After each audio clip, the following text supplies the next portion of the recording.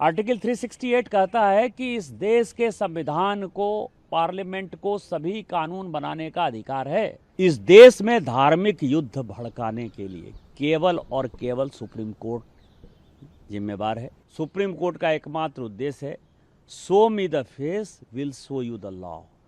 दोस्तों नमस्कार, स्वागत है आपका बड़ी खबर बड़े खुलासे में। दोस्तों, जिस तरह से आजकल सुप्रीम कोर्ट और देश की सरकार के बीच में एक तरह से एक वाक युद्ध छिड़ा हुआ है, उसमें अब निशिकांत दुबे जो कि भारतीय जनता पार्टी के सांसद हैं, उनकी एंट्री हुई है और उन्होंने सीधा सीधा देश के सीजेआई को देश के अंदर जितने भी दंगे फसाद हुए हैं गृह युद्ध के लिए उन्होंने जिम्मेदार साबित कर दिया है। उन्होंने कहा कि जितने भी देश के अंदर दंगे हो रहे हैं उसके लिए सीजेआई जिम्मेदार है, क्योंकि उनकी जो बयानबाजी है और उनके जो निर्णय है वो एक तरफा है। जिस तरह से वो राम मंदिर पर फैसला करते हैं तो सुप्रीम कोर्ट कहती है कागज दिखाओ, ज्ञानवापी मंदिर पर कागज दिखाओ, कृष्ण जन्मभूमि पर कहती है कि सबूत दिखाओ। वहीं वक्फ बोर्ड को लेकर ये जो सीजेआई है ये उल्टा कहते हैं कि 300 साल पुराने कागज वक्फ बोर्ड वाले कहां से लाएंगे। ये कहकर इन्होंने दंगा फसाद कराया और इसके लिए सीजेआई जिम्मेदार है। निशिकांत दुबे ने एएनआई पर बात करते हुए सीधा सीधा कोर्ट पर प्रहार किया है, सुप्रीम कोर्ट पर, और पूरी न्याय प्रणाली पर सवाल उठा दिए हैं। पूरे देश के अंदर इस बात को लेकर पहले से ही चर्चा चल रही थी। सुप्रीम कोर्ट के जो कुछ सालों के फैसले हैं, खासतौर पर राम मंदिर पर जिस तरह का उसका निर्णय था, और कई ऐसे मुद्दे देखे गए हैं कि जब स्वतः संज्ञान कोर्ट के द्वारा लिया गया है, उस पर भी सवाल उठा कि जब मणिपुर पर सुप्रीम कोर्ट देश का स्वतः संज्ञान ले लेता है और सरकार को एक धमकी भरे लहजे में आदेश देता है, तब बंगाल में जिस तरह की हिंसा हो रही है और हिंदू पलायन कर रहे हैं, इस पर देश का सुप्रीम कोर्ट मौन क्यों नहीं है, इस पर स्वतः संज्ञान क्यों नहीं लिया। सुनिए निशिकांत दुबे ने क्या कहा है। कहीं ना कहीं पार्लियामेंट के दरवाजे बंद कर देने चाहिए। बंद हो जाने चाहिए ना। मैं आपको बताऊं कि एक आर्टिकल 377 था जिसमें होमोसेक्सुअलिटी जो है एक बड़ा अपराध था।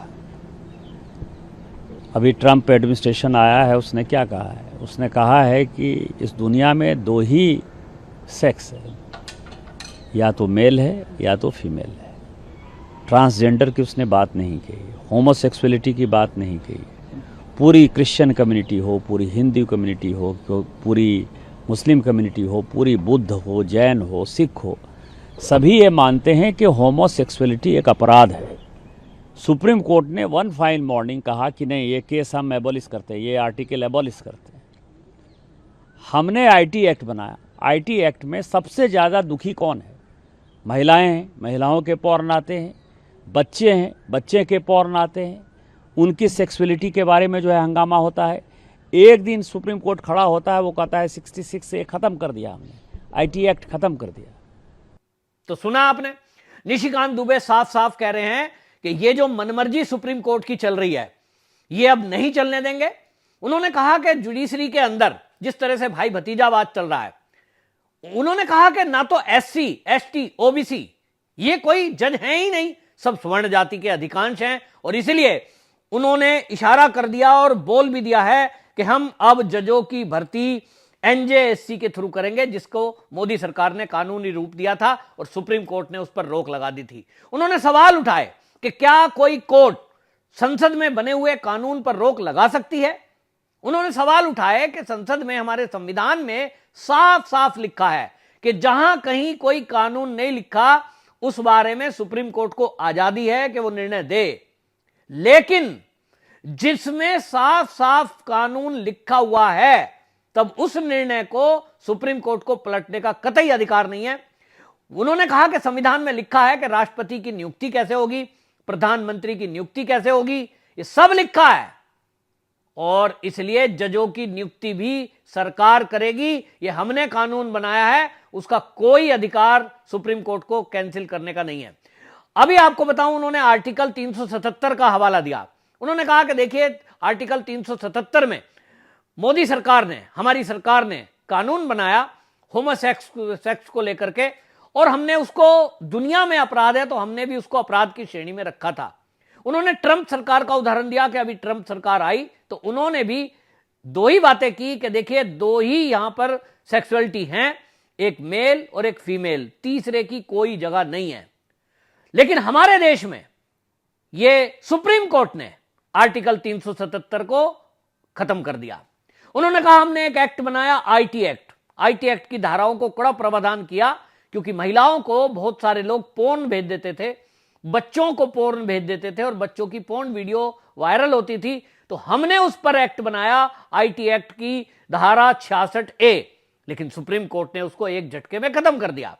आर्टिकल जितने हम बनाते हैं तो वो कहते हैं कि ये सब सुप्रीम कोर्ट जो इस पर हस्तक्षेप कर रही है, ये हमारे काम में दखल अंदाजी है, जो संविधान में कतई सहन नहीं होगा। सुनिए निशिकांत दुबे ने ये कानूनों को लेकर क्या कहा। अभी आप समझिए, मैंने आर्टिकल 141 का बहुत बड़ा जो है अध्ययन किया है। आर्टिकल 141 कहता है कि हम जो कानून बनाते हैं, हम जो जजमेंट देते हैं, वो लोअर कोर्ट से लेकर सुप्रीम कोर्ट तक लागू है। लोअर कोर्ट से लेकर सुप्रीम कोर्ट तक लागू है, लेकिन कानून बनाने वाला जो है, आर्टिकल 368 क्या कहता है? आर्टिकल 368 कहता है कि इस देश के संविधान को, पार्लियामेंट को सभी कानून बनाने का अधिकार है। कानून की व्याख्या करने का अधिकार सुप्रीम कोर्ट का है। वो कह रहा है कि 3 महीने में जो है राष्ट्रपति बता दें कि क्या करना है, 3 महीने में गवर्नर बता दें कि क्या करना है, और उसके बाद आज जो है ये देश राम, कृष्ण, सीता, राधा, 12 ज्योतिर्लिंग से लेकर 51 शक्तिपीठ का है। सनातन की परंपरा है, लाखों साल की परंपरा है। आप जब राम मंदिर का विषय होता है तो आप राम मंदिर में कहते हो कि कागज़ दिखाओ, कागज़ दिखाओ। कृष्ण जन्मभूमि का मामला आएगा मथुरा में तो कहोगे कागज़ दिखाओ। आप जब शिव की बात होगी, ज्ञानवापी मस्जिद की बात आएगी, कागज़ दिखाओ। और आज केवल आप मुगलों के आने के बाद जो मस्जिद बने हैं उसके लिए कहते हैं कि आप कागज़ कहाँ से दिखाओ। इस देश में धार्मिक युद्ध भड़काने के लिए केवल और केवल सुप्रीम कोर्ट जिम्मेवार है। सुप्रीम कोर्ट का एकमात्र उद्देश्य है, show me the face will show you the law. Supreme court अपनी सीमा से बाहर जा रहा है। सुप्रीम कोर्ट की सीमा यह है कि भारत का संविधान जिस कानून को बनाया, उस कानून की उसको व्याख्या करनी है, और यदि वो व्याख्या नहीं कर सकती है और सब कुछ के लिए सुप्रीम कोर्ट जाना है, तो इस संसद का कोई मतलब नहीं है, विधानसभा का कोई मतलब नहीं है, उसको बंद कर देना चाहिए। जो अपॉइंटिंग अथॉरिटी है उसको आप निर्देश कैसे दे सकते हैं? भारत के चीफ जस्टिस का अपॉइंटमेंट भारत का राष्ट्रपति करता है। इस देश का कानून भारत का पार्लियामेंट बनाता है। उस पार्लियामेंट को आप डिक्टेट करेंगे? 5 जज बेंच की, जो मैं आपको बताऊं कि नज़ीर की एक जजमेंट है, 1942 की प्रिवी काउंसिल की जजमेंट है, उसमें यह कहा गया कि जहां कानून नहीं लिखा हुआ है उसके बारे में यदि प्रिवी काउंसिल या सुप्रीम कोर्ट कोई जजमेंट देती है तो बात समझ में आती है। यहाँ पूरा जजमेंट लिखा हुआ है कि राष्ट्रपति का क्या अधिकार है, उपराष्ट्रपति का क्या अधिकार है, प्रधानमंत्री का क्या अधिकार है, हमारे पार्लियामेंट का क्या अधिकार है, हमारे सुप्रीम कोर्ट का क्या अधिकार है, हाई कोर्ट का अधिकार है। जब सब कुछ लिखत पढ़त में है तो तुम नया कानून कैसे बना दिया? 3 महीना कहाँ से लेके आ गए कि राष्ट्रपति को 3 महीने के अंदर फैसला करना है? ये किस कानून में लिखा हुआ है? इसका मतलब यह है कि आप इस देश को एनार्की की तरफ ले जाना चाहते हो, और एनार्की जो है इस देश में बर्दाश्त नहीं होगी। जब नया कानून आएगा, जब नया पार्लियामेंट बैठेगा, इसके ऊपर विस्तृत चर्चा होगी, और फिर से नेशनल जुडिशियल अकाउंटिंग सिस्टम जो हमने NJAC बनाया था, जिसमें कि राष्ट्रपति का चुनाव कैसे होगा, प्रधानमंत्री का कैसे चुनाव होगा, वो तो संविधान में लिखा हुआ है, लेकिन आपके भाई भतीजावाद के आधार पर जज का चुनाव नहीं होगा। शेड्यूल कास्ट जज नहीं है, शेड्यूल ट्राइब जज नहीं है, OBC जज नहीं है। मैक्सिमम 78-80% जो है, 78-80% जो है केवल और केवल जो है सवर्ण जाति के जो है जज बैठे हुए हैं, और आप अपना कानून चलाओगे। ये कानून नहीं चलेगा। कि एक सीरीज ऑफ वायलेंट अटैक्स देखने को मिल रहे हैं, ज़्यादातर जो है वो पश्चिम बंगाल से निकल करके सामने आए। मुर्शिदाबाद की घटना पर भी आप लगातार बोलते हुए दिखाई दे रहे हैं। कहीं ना कहीं जो बांग्लादेश का फैक्टर है वो भी दिखाई दिया उसमें।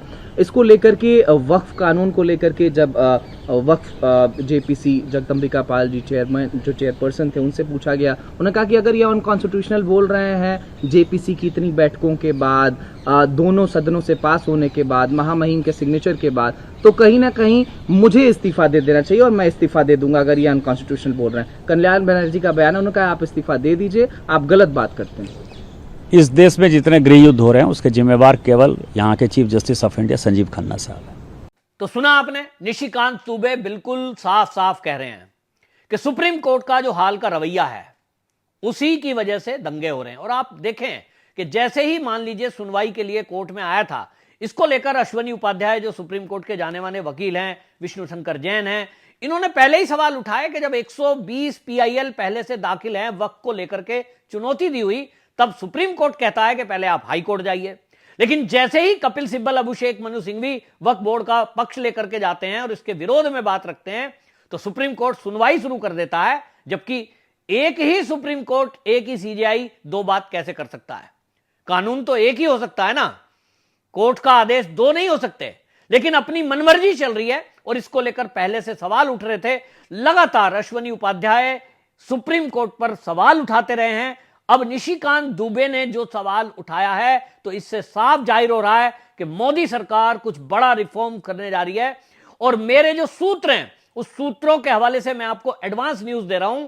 हवाले से एक खबर आ रही है कि मोदी सरकार, जो अभी हाल ही में सुप्रीम कोर्ट ने राष्ट्रपति को निर्देशित किया है कि वो 3 महीने के अंदर अंदर जो उसके पास बिल आएगा उस पर हस्ताक्षर करे। इसको लेकर एक लंबी बहस छिड़ने की जरूरत है। उन्होंने कहा हम संसद में इस बारे में एक बहस करेंगे और जो भी अभी सत्र शुरू होगा इसमें हम इस पर कानून बनाएंगे। लेकिन इसके पहले क्या मोदी सरकार इस बात को लेकर के कोई बड़ा कदम उठाने जा रही है? तो मेरे सूत्रों के हवाले से मुझे पता लग रहा है कि इस पर मोदी सरकार अध्यादेश ला सकती है। जैसा आपने देखा था कि दिल्ली सरकार से जब एलजी और केजरीवाल का टकराव हो रहा था, तब उस समय अध्यादेश ला करके जो एमसीडी एक्ट है उसको पलटा गया था और फिर बाद में उसको कानून के रूप में बनाया गया। तो मोदी सरकार एक अध्यादेश ला करके अब सुप्रीम कोर्ट पर लगाम लगाने की तैयारी में है, ऐसा सूत्रों के हवाले से पता लग रहा है। और उसी का एक अंदेशा, उसी का एक इशारा निशिकांत दुबे ने अपने बयान में कर दिया है। निशिकांत दुबे के बाद अब देश में बहस छिड़ी है। हालांकि कांग्रेस के कुछ लीडर और कपिल सिब्बल जैसे नेता वो ये सवाल उठा रहे हैं कि साहब सुप्रीम कोर्ट पर सवाल नहीं उठाया जा सकता, इस तरह की बात नहीं करी जा सकती। बौखलाहट साफ दिखाई दे रही है कि अब जो कोर्ट को फिक्सिंग करते थे, अब उनको लग रहा है कि ये नहीं चलेगा, क्योंकि अब कोर्ट में जो जजों की नियुक्ति है उस पर भाई भतीजावाद न चलकर अब मोदी सरकार एनजेएससी को लागू करने जा रही है। आपकी इस पर क्या राय है? कमेंट में जरूर लिखिए, वीडियो को शेयर जरूर करिए। वंदे मातरम।